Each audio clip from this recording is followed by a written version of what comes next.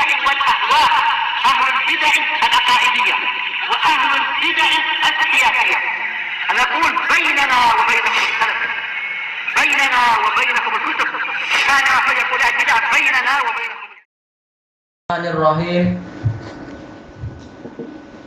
Qala al-Imam Qala al-Imam an-Nawawi rahimahullah al-babus tsamin wa samanun babus istihbabi tibil kalam.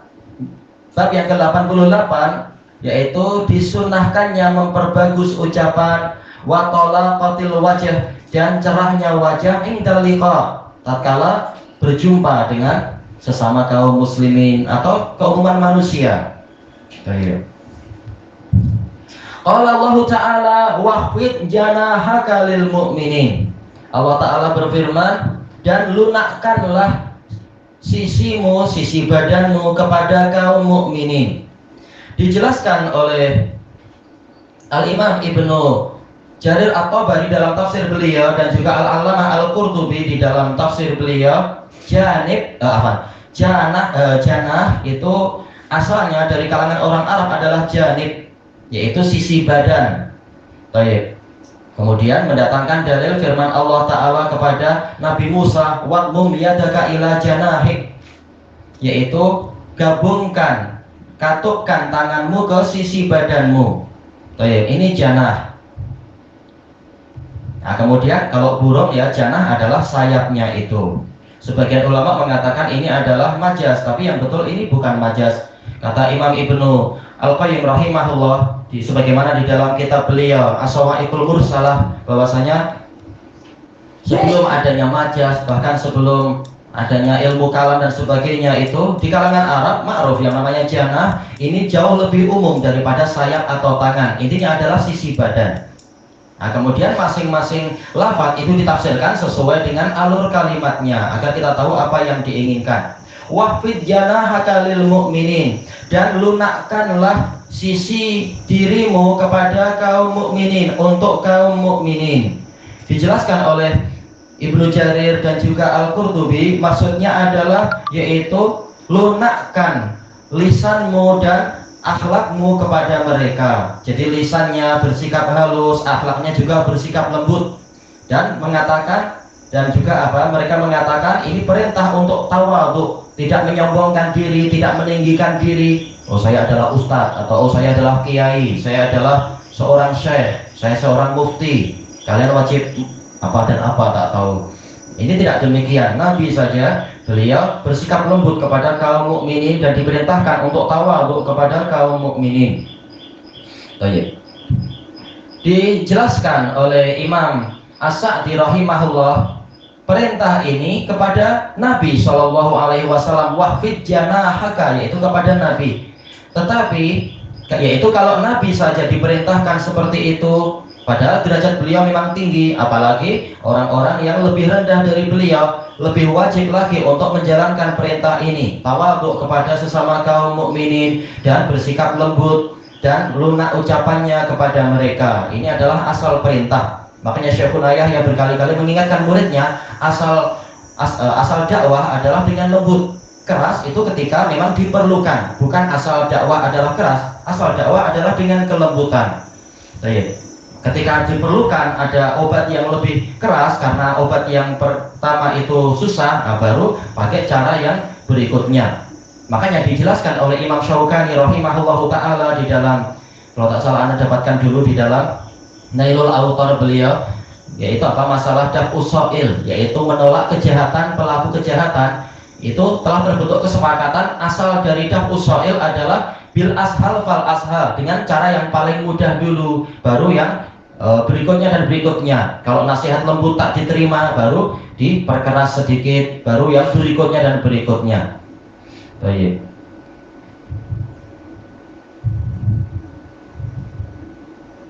Dan rata-rata tafsir yang Anda dapatkan tentang ayat ini intinya kepada perkara itu. Apakah ini memiliki mafhum mukhalafah? Betul, ayat ini memiliki mafhumul mukhalafah. Kenapa? Karena perintahnya itu digantungkan kepada isim mustaq, yaitu mukmin.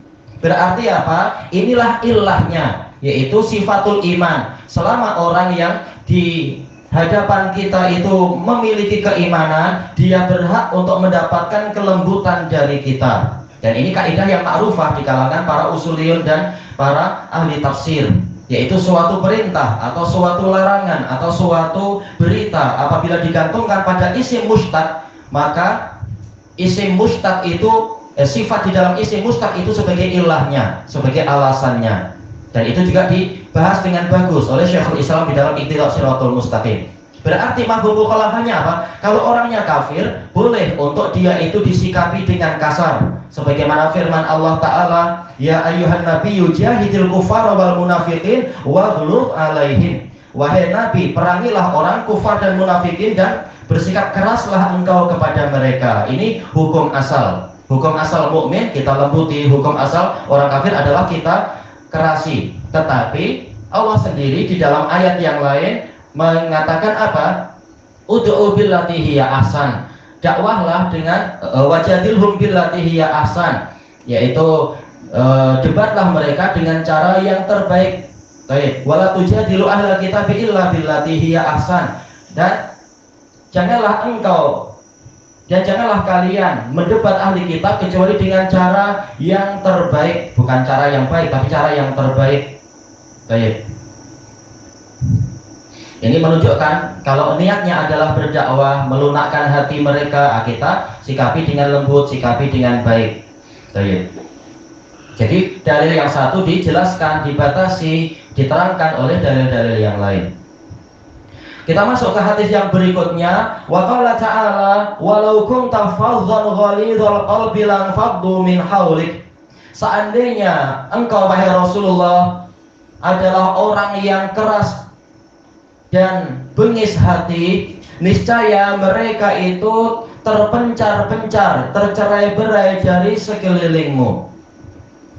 Dijelaskan oleh Al-Qurtubi rahimahullahu ta'ala, dan sebelum beliau yaitu Imam Ibnu Jarir, ayat ini polanya adalah pola imtinan, yaitu kurnia Allah Ta'ala kepada Nabi SAW. Fabima rahmatin minallahi lintalahum, disebabkan karena rahmat Allah kepadamu, engkau bersikap lembut kepada mereka, kepada para sahabat. Maknanya adalah silah dan taukid, kata Al-Qurtubi, bukan zaidah sama sekali.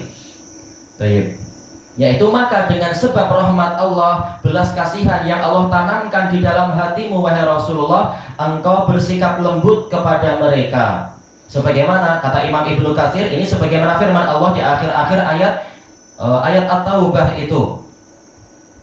Allah Ta'ala telah berfirman, laqad ja'akum rasulun min anfusikum azizun 'alaihi ma 'anittum harisun 'alaikum bil mu'minina raufur rahim. Sungguh telah datang kepada kalian seorang rasul dari jenis kalian sendiri, yaitu terasa berat baginya kesulitan yang menimpa kalian. Dia sangat ingin mencurahkan kebaikan pada kalian, dan dia penuh belas kasihan dan kasih sayang kepada kaum mukminin. Jadi memang Rasulullah karakternya adalah itu. Beliau adalah karakternya penuh dengan kelembutan. Bahkan saking lembutnya beliau, karakter beliau, sampai-sampai beliau disifati sebagai rahmah itu sendiri. Allah Ta'ala mengatakan wa ma arsalnaka illa rahmatal lil alamin, dan tidaklah kami mengutuskan engkau kecuali sebagai rahmat.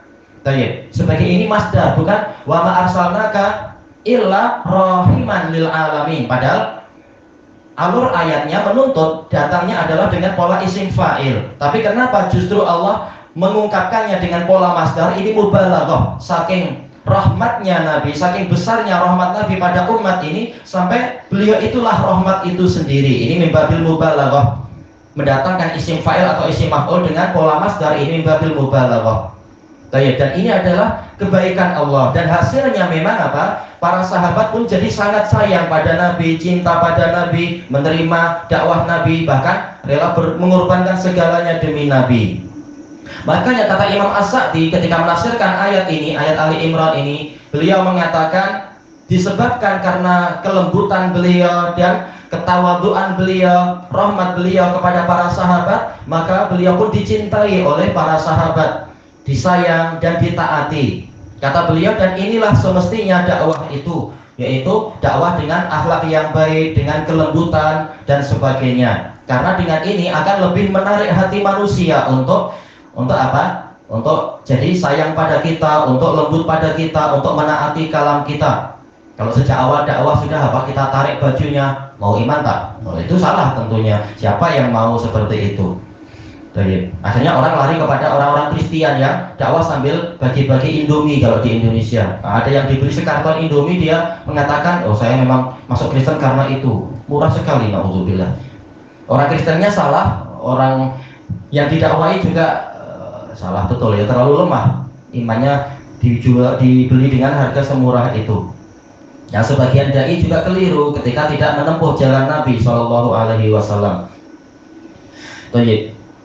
Makanya di sini Nabi diingatkan, walau kunta fadhlan ghalidhal qalbi lan faddu min haulik. Seandainya engkau itu adalah orang yang kasar dan bengis hati, dijelaskan oleh Imam Ibnu Katsir, yaitu hatinya keras dan mulutnya juga kasar, sikapnya juga keras. Intinya adalah orang jadi tak suka, orang jadi merasa terganggu, tersakiti, terhinakan dan sebagainya.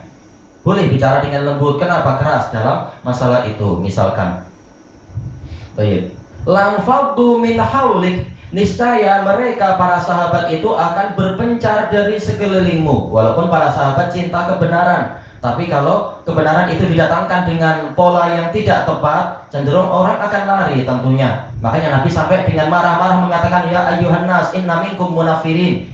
Wahai umat manusia, sesungguhnya di antara kalian ada orang-orang yang melarikan manusia dari kebenaran. Baik, hadis Abi Hurairah, hadis di Sahih Bukhari itu.